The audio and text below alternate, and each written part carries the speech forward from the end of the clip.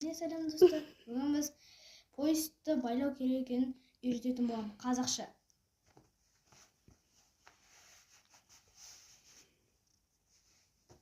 Бірінші поездді байлағанда мына жерге жамбасымыздың үстіне примерно 8 сантиметр немесе 7 сантиметр үстімізге қойғанбыз. Ровненько болу керек, артымызда ровно болу керек. Осы жерге келгенде кимонодан шығып байламаймыз. Осы жерге келгенде кимонодан осы жеріне байлаймыз. Сосын жаңағы біздің жамбасқа қойған затымыз осы жерден тартып аламыз.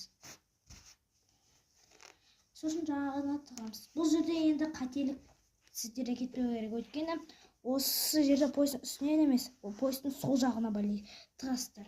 Сол кезде ровно шығады. Тесікке тығып қоймайсыздар бірден. Екі жағына да бірге тығасыздар.